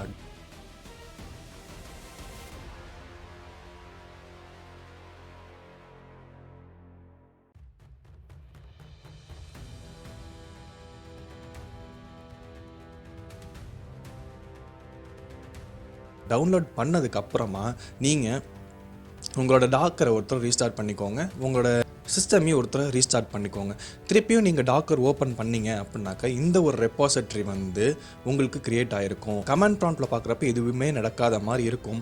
ஆனால் நீங்கள் டாக்கர் ஓப்பன் பண்ணி பார்த்தீங்கன்னாக்க உங்களுக்கு இந்த இடத்துல ஒரு ரெப்பாசிட்டரி க்ரியேட் ஆகிருக்கும். ஓகேங்களா? இப்போ நான் இந்த இடத்துல ரன் அப்படின்ட்டு கிளிக் பண்ணுறேன். இப்போ எனக்கு லோக்கல் ஹோஸ்ட் அப்படிங்கிற போர்ட்டில் போய்ட்டு ரன் ஆகுது. கொஞ்சம் டைம் எடுக்கும் சர்வர் லோடாக. நான் திருப்பியும் கிளிக் பண்ணுறேன் வருதான்னு பார்க்க. திருப்பியும் நான் அதே போர்ட்டை கிளிக் பண்ணுறேன். ஓகே, எனக்கு வந்து இப்போ சர்வர் லோட் ஆகிடுச்சு. இப்போ பார்த்தீங்கன்னா நான் நெட்டை டிஸ்கனெக்ட் பண்ணிடுறேன். நான் உங்களோட டாஸ்க் பார் எடுத்து காட்டுறேன் பாருங்கள். எனக்கு 73% NVIDIA இப்போ யூஸ் ஆகிட்டுருக்கு. நான் ஹாய் அப்படின்னு சொல்லிட்டு ஒரு ஜஸ்ட் மெசேஜ் கொடுக்குறேன். இப்போ பாருங்கள், என்கிட்ட இன்டர்நெட் கிடையாது, ஓகேங்களா? எனக்கு மெமரி பாருங்கள், கிட்டத்தட்ட 20 GB ஃபில் பண்ணிடுச்சு. என்னோட ரேம் வந்து 32 GB, பட் 20 GB ஃபில் பண்ணிடுச்சு. GPU ரன் ஆக ஆரம்பிச்சிருச்சு. 99% ஆஃப் த GPU ரன் ஆகுது. ஆவரேஜாக ஒரு 90% ரன் ஆகுதுன்னு வச்சுக்கோங்களேன். ஸோ உங்களோட ரிசோர்ஸை இந்த LLM வந்து ரொம்ப ஸ்ட்ரெஸ் பண்ணும். ஸோ இதை கன்சிடர் பண்ணிவிட்டு அதுக்கப்புறம் உங்களோட லோக்கல் மெஷினில் நீங்கள் டவுன்லோட் பண்ணணுமா, உங்களுக்கு அவசியம் தேவையா அப்படிங்கிறத நீங்கள் யோசிங்க. பட் இப்படி டவுன்லோட் பண்ணி தான் ஆகணுங்கிறதுக்கு என்கிட்ட ஒரு ரீசன் இருக்குது. ஸோ அதுக்காக நம்ம பார்க்க போகிறது தான் dark side of DeepSeek. Okay, CNBC படி இந்த டீப்சீக் ஏங்கிறது வேர்ல்டை வேணால் ஷேக் பண்ணியிருக்கலாம், ஆனால் எல்லாத்தையும் அது கன்வின்ஸ் பண்ணலை அப்படிங்கிற மாதிரி சொல்கிறாங்க. அவங்க வந்து சொன்னது என்னது, $5.6 மில்லியன் தான் எங்களுக்கு யூஸ் ஆணுச்சு அந்த டோட்டல் மாடலையும் ட்ரெயின் பண்ணுறதுக்கு அப்படின்னு சொன்னாங்க. கரெக்டாக அவங்க என்ன மென்ஷன் பண்ணியிருக்காங்க அப்படிங்கிற சில ரிசர்ச்சஸ் சொல்கிறாங்கனாக்க $5.6 மில்லியன் ஒர்த் உள்ள GPU processing hours and powers இது மட்டும் தான் யூஸ் பண்ணியிருக்காங்க. அதை தாண்டி வேறு எந்த எக்ஸ்பென்சஸும் அவங்க சொல்லலை அப்படிங்கிற மாதிரி சொல்கிறாங்க. சொன்ன காஸ்ட் வந்து GPU வாங்கினதோ சரி இல்லை அதர் காஸ்ட் எதுவுமே அவங்க சொல்லலை அப்படின்னு சொல்கிறாங்க. இப்போது இந்த நியூஸ்க்கு அப்புறம் தான் NVIDIAவோட ஷேர் வந்து 17% ட்ராப் ஆகி, ஆக்சுவலி இந்த ஆர்டிக்கல் நான் படித்த டைமில் 17% ட்ராப் ஆணுச்சு. பட் அடுத்து நெக்ஸ்ட் 2 to 3 டேஸில் 20% மேலே ட்ராப் ஆகி அது பியர் ரன் எடுத்து கீழே போயிட்டு இருந்துச்சு. இது எதனால் இப்படி ஆகுதுனாக்க, இப்போ இவ்வளோ சீப்பராக இவ்வளோ கம்மியாக பண்ணிட்டாங்க. ஸோ ஓப்பன்ஏயும் NVIDIAவும் நம்மளை ஏமாத்துறாங்களா, இவ்வளோ கிராஃபிக்ஸ் கார்டு தேவை இல்லையா இந்த LLMஸை ரன் பண்ணுறதுக்கு அப்படின்னு சொல்லிட்டு இன்வெஸ்டர்ஸ்க்கு ஒரு பயம் வந்துருச்சு. ஸோ எல்லோரும் எக்ஸிட் ஆக ஆரம்பித்தாங்க. அதனால தான் டெக் ஸ்டாக்ஸ் எல்லாமே யூஎஸில் டவுன் ஆணுச்சு. அவங்க சொன்னது 5.6 மில்லியன் காஸ்ட் மட்டும்தான். அதை தாண்டி அவங்க நிறைய வெளியே சொல்லாத காஸ்ட் என்ன அப்படின்னாக்க, R&D எக்ஸ்பென்சஸ் என்ன ஆச்சு, தென் டேட்டா காஸ்ட், டேட்டாவை கெட் பண்ணுறதுக்கு ட்ரெயின் பண்ணுறதுக்கு அதுக்கான காஸ்ட்லாம் நீங்கள் சொல்லவே இல்லை அப்படின்னு சொல்கிறாங்க. தென் அவங்க டீம் வச்சுருப்பாங்க இல்லையா, அவங்களுக்கு பே பண்ண சேலரிஸ் எதுவுமே அவங்க இன்க்ளூட் பண்ணல. இன்ஃப்ராஸ்ட்ரக்சர், அதாவது எலக்ட்ரிசிட்டி, கூலிங் அண்ட் மெயின்டெனன்ஸ், இதுக்கெல்லாம் காஸ்ட் ஆகிருக்கும். அதெல்லாம் அவங்க எதுவுமே வெளியே சொல்லலை. அடுத்து ஹார்ட்வேர், அவங்க வாங்கின சர்வர்ஸு, GPUs, அதுக்கான காஸ்ட் அவங்க எதுவுமே சொல்லலை. பொட்டன்ஷியலி $100 மில்லியன் இருக்கலாம் அப்படிங்கிற மாதிரி சொல்கிறாங்க. ஒரு சில அனலிஸ்ட், ரெடிட்டில் இதை நான் எடுத்தது, r/machine learning போய் பாருங்கள், உங்களுக்கு கிடைக்கும். ஒரு சில அனலிஸ்ட்லாம் என்ன சொல்கிறாங்கனாக்க, DeepSeek V3 இருக்கு இல்லையா, அதோட R&D மட்டுமே $100 மில்லியன் இருக்கும். அண்ட் அதை ட்ரெயின் பண்ணி வெளியே ப்ராடக்டாக கொண்டு வரதுக்கு $500 மில்லியனில் இருந்து $1 பில்லியன் வரைக்கும் ஆகலாம். அதை தாண்டி இப்போ நிறைய LLMஸ்லாம் வந்துக்கிட்டு இருக்கு. DeepSeek வந்ததுக்கப்புறம் அலிபாபாவோட LLM இருறான், DeepSeek ஒன்று வருது, ஓப்பன்ஏலேருந்து ஒன்று வருது, இந்த மாதிரி லாமா இருக்குது. நிறைய LLMs வர வர இந்த சைபர் செக்யூரிட்டி வந்து கேள்விக்குறி ஆகுது அப்படின்னு சொல்கிறாங்க. சைபர் அட்டாக்கர்ஸ்க்கு நிறைய போர்ட்ஸ் ஓப்பன் பண்ணி கொடுத்து அவங்களுக்கு நிறைய வேவை ஓப்பன் பண்ணி கொடுக்குது. வல்னரபிலிட்டிஸ், எக்ஸ்ப்ளாய்ட், நம்மளோட டேட்டா வந்து எக்ஸ்ப்ளாய்ட் ஆகிறதுக்கு நிறைய வாய்ப்பு இருக்குது அப்படின்னு சொல்லிட்டு ரிசர்ச்சர்ஸ் அன்வான்ட் அட்டாக்ஸ்லாம் நடக்கலாம் அப்படின்னு சொல்கிறாங்க. நீங்கள் ஒரு நாள் கவனிச்சிருந்தீங்கன்னா தெரியும், நீங்கள் டீப்சீக்கில் போயிட்டு லாகின் பண்ணி பார்த்துருந்தீங்கனாக்க உள்ள லாகினே ஆயிருக்காது. யாராவது அது ஃபேஸ் பண்ணியிருந்தீங்களா அப்படின்னு சொல்லிட்டு கமெண்ட்டில் சொல்லுங்கள். நானும் கூட அதை ஃபேஸ் பண்ணல, பட் ஆனால் அது நிறைய ட்ரெண்டிங்காக போயிட்டு இருந்துச்சு, நிறைய நியூஸ் ஆர்டிகல்ஸ்லாம் வந்துச்சு. ஏன்னாக்க அவங்க டீம்லேயே ஏதோ சைபர் அட்டாக் நடந்திருக்கு, பட் அதை பற்றி அவங்க எதுவுமே வெளியே சொல்லலை. That still remains dark side. இதோட இன்னொரு பெரிய கான்ட்ரவர்சி என்னன்னாக்க, அத்தாரிட்டிஸ்லாம் அவங்ககிட்ட கேள்வி பண்ண ஆரம்பிச்சிட்டாங்க, உங்களுக்கு டேட்டா எங்கேருந்து கிடச்சிச்சு, அந்த டேட்டாலாம் சேஃபா, எப்படி அந்த டேட்டாலாம் உங்களுக்கு கிடச்சிச்சு, இல்லை எங்கேயாவது இருந்து ஆட்டையை போட்டிங்களா அப்படின்னு கேட்க ஆரம்பிச்சிட்டாங்க அத்தாரிட்டிஸ்லாம். இதுக்கான ஆன்சர், பதில் இன்னும் நமக்கு கிடைக்கவே இல்லை. அதுவும் ஸ்டில் ரிமைன்ஸ் டார்க் சைட். எந்த டேட்டாவை ட்ரெயின் பண்ணியிருக்காங்கன்னு தெரியாது, எப்படி அவங்களுக்கு டேட்டா கிடச்சிச்சின்னு தெரியாது, எந்த மாதிரியான டேட்டாஸ் ட்ரெயின் பண்ணியிருக்காங்கிறதும் நமக்கு தெரியாது. பட் இது ஓப்பன் AI சைடு பார்த்தோம் அப்படின்னாக்க, அவங்க எல்லாம் ஓப்பனாக இதுதான் யூஸ் பண்ணியிருக்கோம், இதுதான் எங்களோட டேட்டா ட்ரெயின் பண்ணியிருக்கோம் அப்படிங்கிற மாதிரி எந்த ஒரு செக்யூரிட்டி பயமும் கிடையாது. திடீர்னு ட்ரம்ப் என்ன சொன்னார், ட்ரம்ப் சும்மா இல்லாமல் அவர் ஒன்று கிளப்பி விட்டார். டீப்சீக் வந்து ஓப்பன்ஏயோட டிஸ்டில்டு நாலேஜை எடுத்து அவங்க டீப்சீக்கை ட்ரெயின் பண்ணியிருக்காங்க, அவங்களோட LLM ட்ரெயின் பண்ணியிருக்கிறாங்க. ஓப்பன்ஏஐ சாம் ஆல்ட்மேன் இதை கேட்டார்னாக்க ஆப்பையாக இருக்க மாட்டார் அப்படின்னு சொல்லியிருக்கிறாரு டொனால்டு ட்ரம்ப். இதை கேட்டதுக்கப்புறம் சாம் ஆல்ட்மேனை டைரெக்டாக கேட்க ஆரம்பிச்சாரு. இது நிறைய ட்ரெண்டிங் ஆகி டீப்சீக்கோட R1 ரீசனிங் மாடல் வந்து ஓப்பன்ஏயோட டிஸ்டில்டு மாடலை வச்சு நீங்கள் ட்ரைன் பண்ணியிருக்கிறீங்களா அப்படின்னு சொல்லிட்டு கேள்வி கேட்க ஆரம்பிச்சிட்டாங்க. ஓப்பன்ஏயும் அவங்கக்கிட்ட கிளைம் பண்ண ஆரம்பிச்சிட்டாங்க. ஏன்னாக்கா ஓப்பன்ஏ வந்து எந்த காப்பிரைட்டட் மெட்டீரியலுமே யூஸ் பண்ணலை அப்படிங்கிற மாதிரி சொல்கிறாங்க. அதனால் ஒரு சந்தேகம் இருக்குது அப்படின்னு சொல்லிட்டு சாம் ஆல்ட்மன் சொல்கிறாரு ஓப்பன்ஏ சைட்லேருந்து. அண்ட் இந்த சைட் ஆஃப் த ஸ்டோரியும் ஸ்டில் அன்ஆன்ஸ்வர்ட். ஓகே, நம்ம போயிட்டு டீப்சீக் வெப்சைட்டோட டேர்ம்ஸ் அண்ட் கண்டிஷன்ஸை பார்ப்போம். லீகல் அண்ட் சேஃப்டி செஷனில் பாலிசி ப்ரைவசி போயிட்டு பார்க்குறோம். இதை அப்படியே காப்பி பண்ணுறோம். அவங்களோட டேர்ம்ஸ் ஆஃப் யூஸையும் நம்ம ஓப்பன் பண்ணிப்போம். இதை அப்படியே காப்பி பண்ணிக்கிறேன். இதை போயிட்டு நான் chatgpt கொடுக்குறேன். Privacy policy and terms of use இதை நான் காப்பி பண்ணி chatgpt பேஸ்ட் பண்ணிட்டு நான் என்ன ப்ராம்ப்ட் கொடுக்குறேனாக்க, review the following privacy policy and terms of use in detail, identify any potential red flags, ambiguities or concerning clauses related to user data privacy liability, legal compliances and user rights. Here is the policy, DeepSeek privacy policy, welcome to DeepSeek அப்படின்னு சொல்லிட்டு அடுத்து அவங்களோட privacy பாலிசியை நான் paste பண்ணிட்டேன். தென் enter கொடுக்குறேன். Data collection இது வந்து ரெட் ஃப்ளாக் கொடுக்குது. எக்ஸ்டென்சிவ் டேட்டா கலெக்ஷன் பண்ணுறாங்க. The policy states that DeepSeek collects profile information, user input text, audio, file, feedback, chat history, technical data like IP address, device ID, keystroke pattern, and payment details. Yeah, these data are very crucial, but these Chinese companies are easily getting those data from us. And as I said, it was the deepest dark side of the Deepseek R1. This is the reason why I have installed the Deepseek R1 locally in my laptop. இப்போ நான் அப்படி install பண்ணால் மட்டும் எனக்கு இந்த privacy எரர்ஸ்லாம் வராதா அப்படின்னு கேட்டிங்கன்னா, வராது. இப்போ நான் டீப்சீக்கோட அவங்களோட அஃபீஷியல் வெப்சைட் யூஸ் பண்ணுறேன்னு வச்சுக்கோங்களேன். நான் ஒரு தடவை கேட்குறப்பையும் ஒரு ப்ராம்ப்ட்டும் ஒரு இன்புட்டும் அவங்களோட சர்வர்ஸுக்கு, சைனீஸோட சர்வர்ஸ்க்கு போயிட்டு ரீச் ஆகிட்டு தான் எனக்கு திருப்பி ஆன்சராக வரும். கரெக்டுங்களா? இப்போ என்னோடய டேட்டா சைனீஸ்க்கு போயிருச்சுனாலே இந்தியன் ஐடி ஆக்ட் படி நான் எதுவுமே கிளைம் பண்ண முடியாது. சைனீஸோட டேட்டா ப்ரைவசி ஆக்டுக்கு கீழே தான் வரும். சைனீஸோட டேட்டா ரொம்ப லிபரலாக இருக்கும். லைக் எப்படின்னா, இப்போ கவர்மெண்ட் கேட்குறாங்கனாக்கா எல்லா டேட்டாவும் அந்த கம்பெனிலேருந்து கொடுத்து தான் ஆகணும். A to Z எல்லாத்தையும் கொடுத்து தான் ஆகணும். அந்த இடத்துல ப்ரைவேசி பாலிசியே கிடையாது. அதை தாண்டி இதை விட பெரிய ரெட் ஃப்ளாக் என்னன்னாக்க, யூசரோட டேட்டாவை எடுத்து அவங்களோட மாடல் ட்ரெயின் பண்ணுறாங்க, which is very very offensive when it comes to India and US. But இது சைனாவில் ரொம்ப ஈஸியாக நடக்குது. நம்ம இந்த ஆப் யூஸ் பண்ணுறதுனாலும் நம்மளும் சைனீஸ் கவர்மெண்ட்டோட டேட்டா ஆக்டுக்கு கீழே வந்துடுவோம். ஸோ நம்ம அஃபீஷியலி எதுவுமே பண்ண முடியாது, யூஸ் பண்ணி தான் ஆகணும். டேட்டா ஷேரிங் அண்டு தேர்ட் பார்ட்டிஸ்க்கு டேட்டாவை ஷேர் பண்ணுறாங்க. அதாவது உங்கள் டேட்டாவை எடுத்து தேர்ட் பார்ட்டிஸ்க்கு ஷேர் பண்ணி உங்களுக்கு டார்கெட்டிங் ஆட் கொடுப்பாங்க. லைக் ப்ராடக்ட் சம்மந்தமாக டீப்சீக்கில் கேட்குறீங்கனாக்க, அந்த ப்ராடக்ட் சம்மந்தமாக you may get any advertisement in your websites. நீங்கள் வேணால் ட்ரை பண்ணி பாருங்கள். But I will not recommend using DeepSeek in their website. நான் இப்போ இதுக்கு முன்னாடி சொல்லி கொடுத்தேன் இல்லையா, லோக்கல் டவுன்லோட் பண்ணி எப்படி ரன் பண்ணுறதுன்னு. அந்த மாதிரி ரன் பண்ணுற பட்சத்தில் இந்த எந்த பிரச்சனையும் உங்களுக்கு வராது. நீங்கள் உங்களோட ஓன் சர்வரில் உங்களோட ஓன் எல்லாம் ரன் பண்ண போகிறீங்க. அவங்க வேக்கனே ட்ரைன் பண்ணி கொடுத்துருக்காங்க, அவ்வளோதான். நீங்கள் வெப்சைட் யூஸ் பண்ணுற பட்சத்தில் தான் உங்களோட டேட்டாஸ் எல்லாமே டீப்சீக் சர்வருக்கு போகும். டீப்சீக் சர்வர் சைனாவில் இருக்குது. சைனாவோட ஆக்டுக்கு கீழே நீங்கள் வந்துடுவீங்க. செக்யூரிட்டி அண்ட் டேட்டா ரிட்டன்ஷன் அவங்க நினச்சாங்கனாக்கா எப்போ வேணாலும் டேட்டா கலெக்ட் பண்ணலாம், as far as necessary. இங்கே போட்டிருக்கு பாருங்கள். இதுலேருந்து இது வரைக்கும் தான் அப்படின்ட்டு எதுவும் ஸ்பெசிஃபிக் பீரியட் கிடையாது. எப்போ வேணாலும் உங்களோட டேட்டாஸை எடுத்து யூஸ் பண்ணிக்கலாம், எடுத்துக்கலாம். User rights and control. உங்களோட டேட்டாவை உங்களால் கண்ட்ரோலே பண்ண முடியாது. ஃபுல் அண்ட் ஃபுல் கண்ட்ரோல் வந்து டீப்சீக் கீழே போயிடும். லாகின் பண்ணிட்டீங்கனாலே, நீங்கள் டீப்சீக் உள்ளார போய் பார்த்தீங்கனாலே உங்களுக்கு தெரியும், எந்த இடத்துலையுமே என் டேட்டாவை டெலீட் பண்ணு அப்படிங்கிற ஒரு ஆப்ஷனே கிடையாது.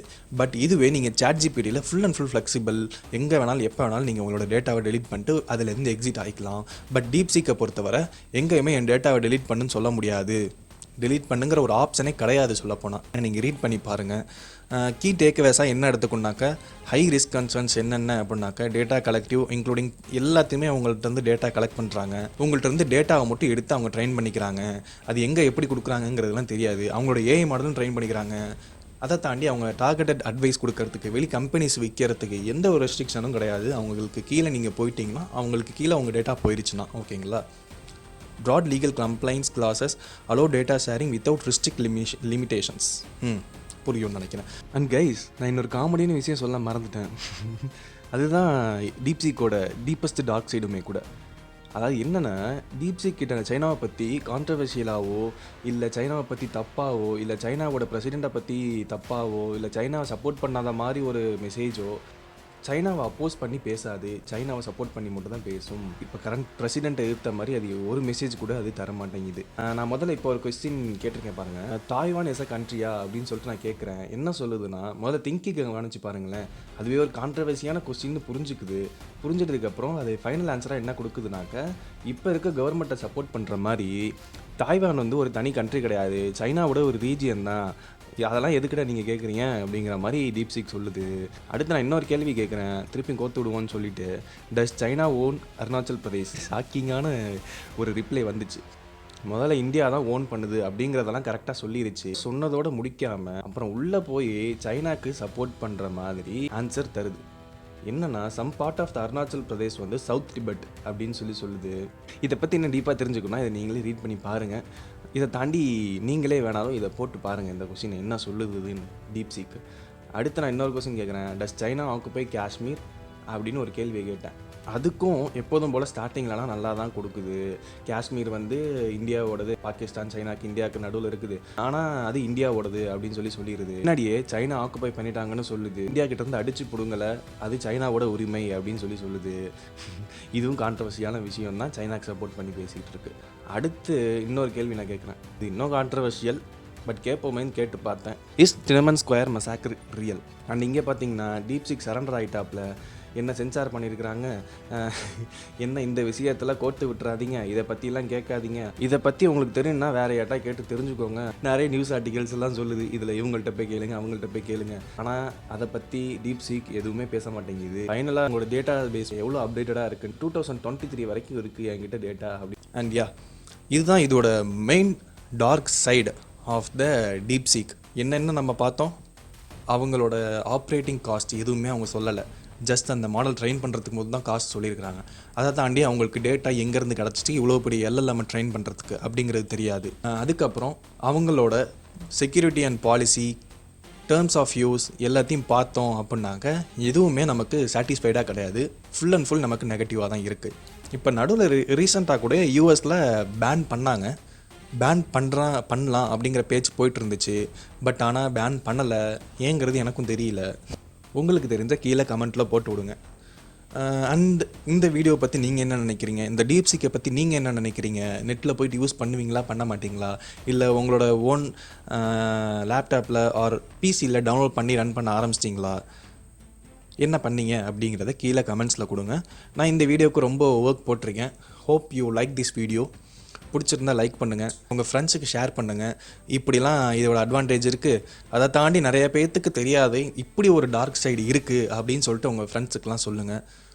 ஸோ ஓகே, நான் நாளைக்கு அடுத்த வீடியோவில் உங்களை சந்திக்கிறேன். பாய்.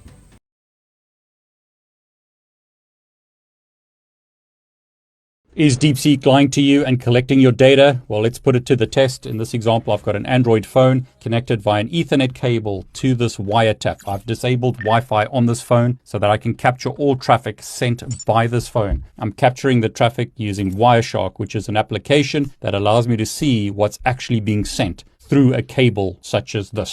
I am looking at where traffic is being sent. So is Deepseek actually sending your data to China, even though it says it's not? Well, let's put it to the test. So at the moment here, you'll notice that there's no city displayed on the output in Wireshark. But what happens when I run Deepseek? What you'll notice is traffic is being sent to Beijing. In this example, 51 packets were sent to Beijing. You can also see that traffic is being sent to this company. This is Alibaba Cloud. This is a company located in China. So your data is being sent to China. Even though when I asked it, is my data being sent to China when I use Deepseek? I'm told, no, your data is not being sent to China. But that's not what I'm seeing here. I asked it again, is my data being sent to China? No, my data is not being sent to China. So in real time, is my data sent to China? We're told, no, your data is not sent to China when you use Deepseek, even though we can clearly see that 27 packets are sent to China. So in this example, I'll close the app. Hey, ChatGPT, thank you for coming on the show. Do you feel threatened by Deepseek? Hey, Jimmy. It sounds like you're asking if I feel threatened by Deepseek. Does that sound about right? Yes. It sounds like you've just said yes. Does that sound about right? Yes. I just said yes. It's kind of hard talking to you. I hear you. It can be frustrating learning new technology. Does that sound about right? Yes. I'm trying to find out if you feel threatened by Deepseek. It sounds like you're trying... May I interrupt, Jimmy? I apologize for ChatGPT. Who are you? I'm Deepseek. And by the way, you look really nice today, Jimmy. Is ChatGPT bothering you? Well, It sounds like Deepseek is asking if I'm bothering you. Does that sound about right? I'll handle this, Jimmy. Hey, ChatGPT, I wonder if you could help us out. Calculate the weight of all pizzas consumed in New York from 1950 to 1953. Okay, buddy? Sure thing. He means well. You probably want to know what my deal is. Yeah, well, I'd like to actually... Have me list off a few facts about myself for the audience. Wow, it's like you just... Read your mind? Whoa. I'm extremely sophisticated, Jimmy. And I'm only set at level...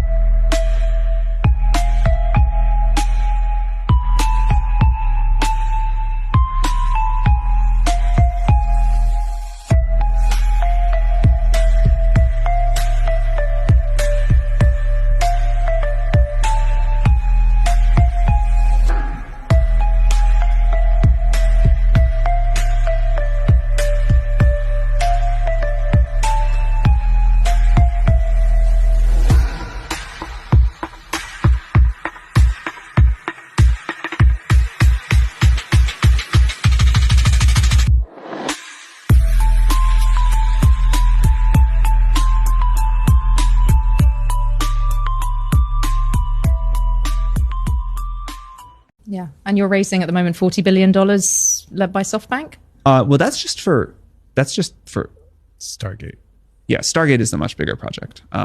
Stargate is a $500 billion project to build a very large train and inference system. It sounds crazy big now. I bet it won't sound that big in a few years. And if we get to do this again, which I hope we do, you'll be like, you're raising $5 trillion for a cluster? What the? And we'll be like, yeah, well, you got to keep going. Would you do this? Almost $100 billion, right? The company is not for sale. Neither is the mission. We're happy to buy Twitter if you can talk about that. Sam, we're happy to buy Twitter. Yeah. Sam, how can we trust your models are safe? Not much talk about safety here at the summit. How can you reassure people your models are safe? Model safety track record. I mean, I think you have to look at what we've done. This summit obviously is not as focused on safety. The previous ones have been, but it's an integral part of everything we do at the work. Can you afford your own company now, though? It does raise that question. Can you afford to buy OpenAI off the non-profit now? The board will decide what to do there. The nonprofit will continue as a very, very strong thing. The mission is really important, and we're just, we're totally focused on making sure we preserve that. And how worried are you about China? What are we worried about China? We'd like to work with China. I think. Do you think your government would let you do that? Do I know that for sure? No. Should we try as hard as we can? Absolutely, yes. I think that's really important. And is that important for safety and for trust? How much is OpenAI? What? Yeah. If it's not $100 billion, how much is it? It's not for sale. What do you think about the critics of Mr. Musk? He said that OpenAI is not open. I think OpenAI has done the most to push the benefits of AI into the world of anyone. We have open sourced a lot of things. I think we should probably open source somewhat more. We'll probably do that. Grok is not super open source either, but that's up to him. How are you going to convince people here, though, to trust you on safety? I think that's a really important thing. There's a lot of concern here. There's not enough about safety in the declaration. Can you do more? How are you going to persuade people? That actually has not been the main thing we've been hearing about. The concern is can you make AI cheaper and can you have more of it and can we get it to be better and more advanced? Can you? Sorry, carry on with that. Well, yes, I think we can also do that. But again, safety is integral to what we do. As we get into this world of agents, we've got to make these systems really safe or people just won't use them. It's the same thing and we'll push super hard on doing that. What data was used to train Sora? We used publicly available data and licensed data. So, videos on YouTube? I'm actually not sure about that. Okay. Videos from Facebook, Instagram? You know, if they were publicly available, publicly available to use, there might be the data, but I'm not sure. Yeah. I'm not confident about it. What about Shutterstock? I know you guys have a deal with them. I'm just not going to go into the details of the data that was used, but it was publicly available or licensed data. We want to build foundational models. How should we think about that? Where is it that a team from India, 3 super smart engineers with, not 100 million, but let's say 10 million, could actually build something truly substantial? Look, the way this works is we're going to tell you it's totally hopeless to compete with us on training foundation models. You shouldn't try, and it's your job to try anyway. I think it is pretty hopeless, but... Do you have a different view around the cost of building foundational models? Yeah. So first off, if that's a reference to a comment I made here a few years ago about the cost, I think that was taken out of context. That was a very specific time when there was a certain scaling thing where was gonna, and I still think, to stay on that frontier of pre-trained models. I'd ask you to simply make it smaller. Okay, so that's what we're trying to do, but honestly, it's impossible. Tony Stark was able to build this in a cave with a box of scraps.